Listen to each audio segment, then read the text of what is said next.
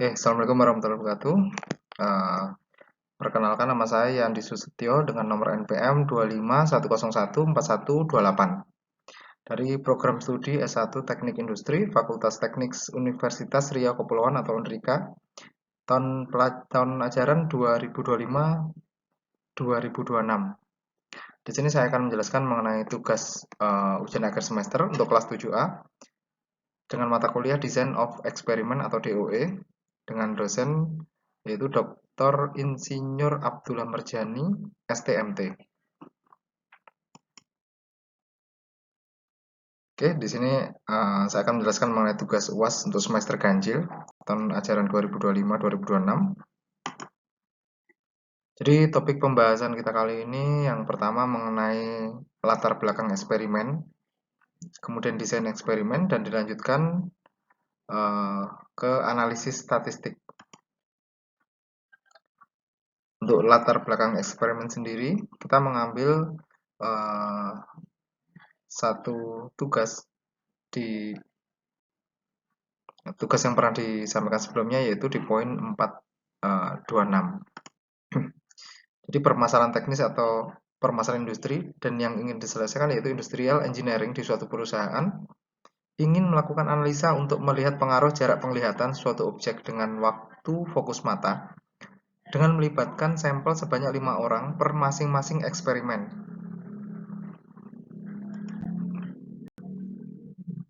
Oke, kemudian tujuan utama eksperimen itu sendiri, kita akan mencari korelasi antara jarak pengamatan objek dan juga waktu fokus mata dan jarak yang paling efektif.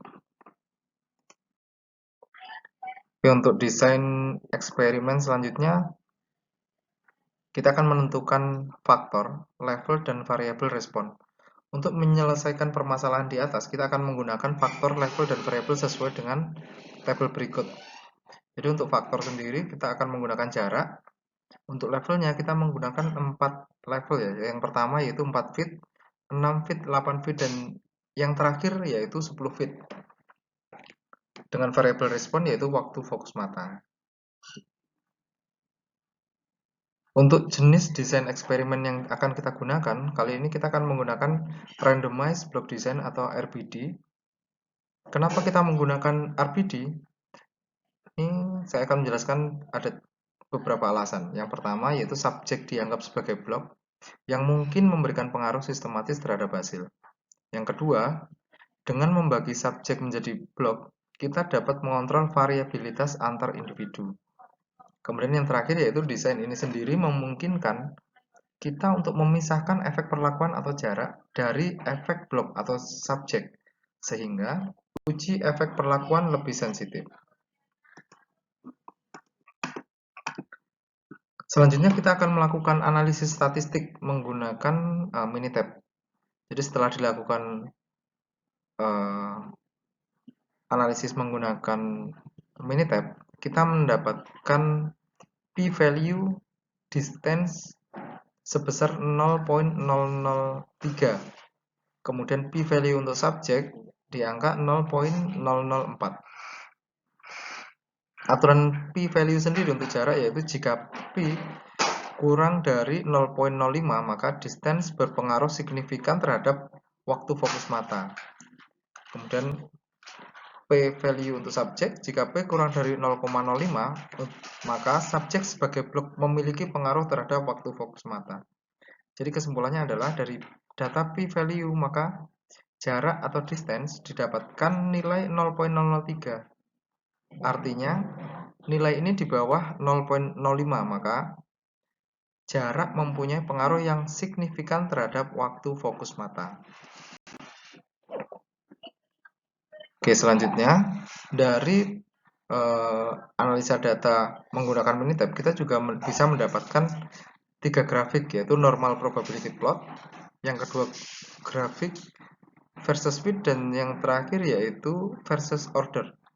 Tujuan dari analisa normal probability plot mengecek apakah residual berdistribusi normal. Yaitu setelah kita menganalisa dari grafik, jadi berdasarkan grafik normal probability plot, titik-titik residual berada dekat dengan garis lurus. Jadi dapat disimpulkan bahwa residual berdistribusi normal, sehingga dapat dikatakan bahwa asumsi kenormalannya terpenuhi. Kemudian dari grafik yang kedua versus fit, kita akan melakukan analisa yang bertujuan untuk mengecek apakah terhadap pola pada penyebaran residual.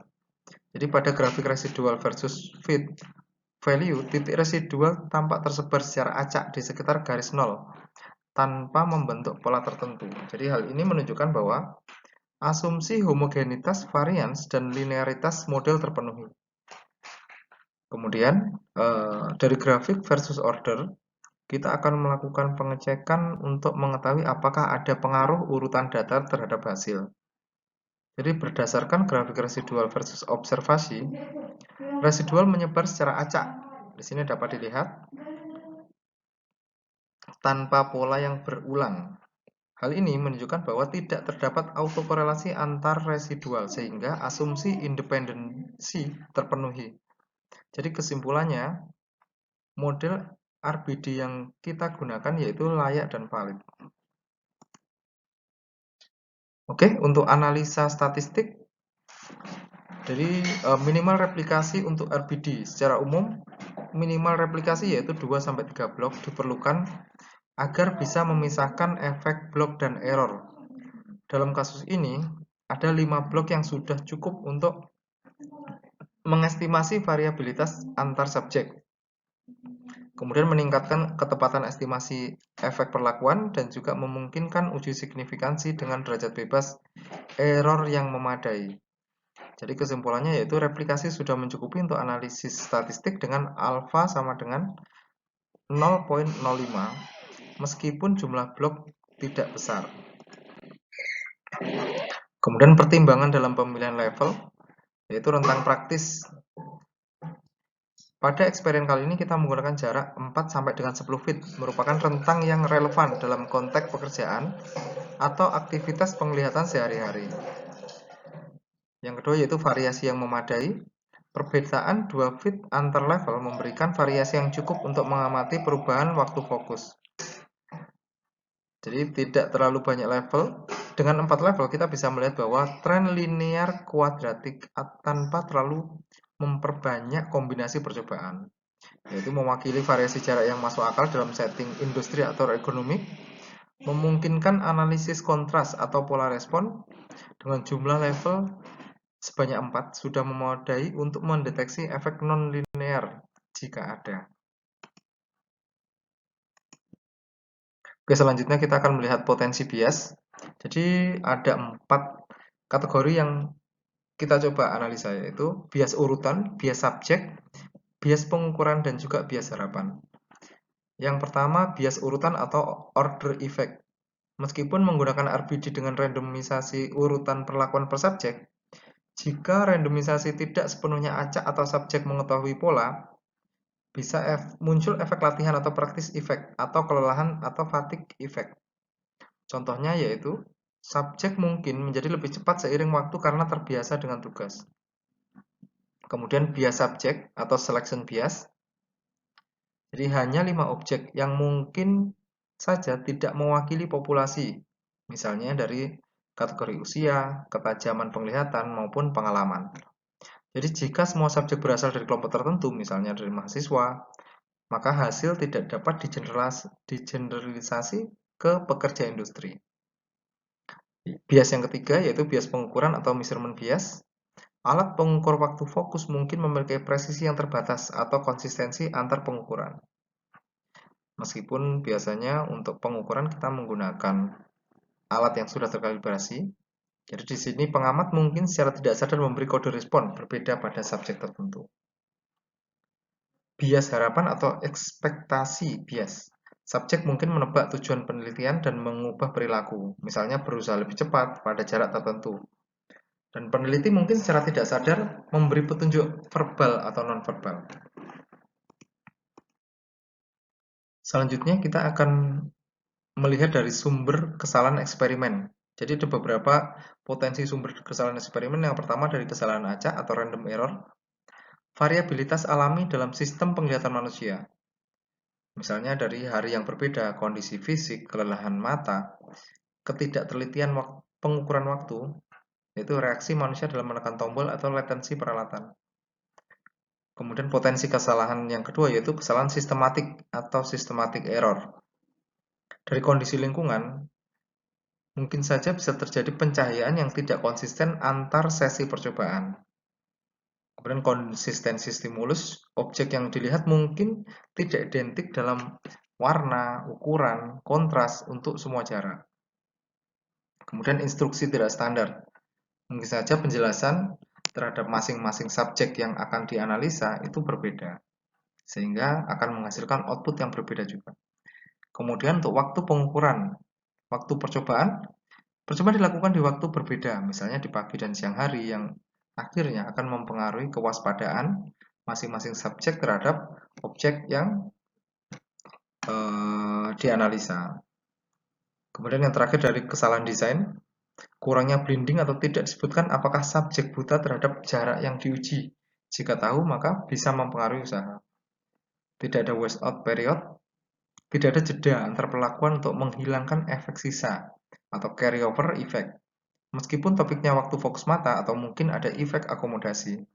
Kemudian fixed order, meskipun diacak per subjek, mungkin ada pola tersembunyi dalam randomisasi tersebut. Oke, jadi dari beberapa analisa tersebut kita bisa mengambil kesimpulan dan mungkin jika dilakukan pengukuran ulang, ada beberapa hal yang bisa kita perbaiki untuk meningkatkan akurasi atau meningkatkan hasil dari pengamatan tersebut. Yang pertama dari jumlah subjek. Saat ini kita menggunakan 5 subjek ya. 5 orang.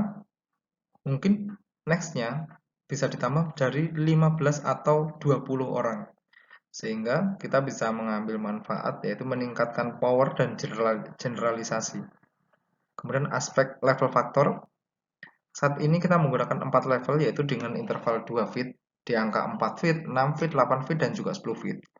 Mungkin nextnya kita bisa menambahkan 5 sampai dengan 7 level sehingga hasilnya pun akan lebih banyak ya. Jadi manfaat yang bisa kita dapatkan dengan menambah level faktor yaitu pemetaan hubungan menjadi lebih akurat. Yang ketiga yaitu kontrol eksperimen. Kita saat ini menggunakan yang minimal. Untuk nextnya kita akan coba menggunakan standarisasi yang ketat atau blending sehingga bisa menurunkan bias dan juga menurunkan error secara sistematik. Kemudian aspek pengukuran, status awal yaitu manual atau asumsi.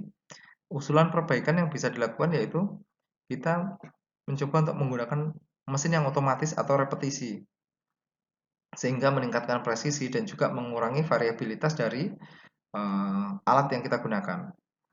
Kemudian dari aspek analisis, saat ini kita menggunakan ANOVA dengan randomized block design dasar dan nextnya jika akan ada pengukuran selanjutnya kita bisa menggunakan plus post hook, kontras, dan juga power analysis sehingga manfaat yang kita bisa dapatkan yaitu interpretasinya bisa lebih banyak lagi, lebih komplit. Oke, mungkin itu saja penjelasan kali ini dari saya. Ada kurang lebihnya mohon maaf. Jika ada yang kurang jelas bisa silahkan tinggalkan komentar di kolom komentar. Oke, terima kasih. Assalamualaikum warahmatullahi wabarakatuh.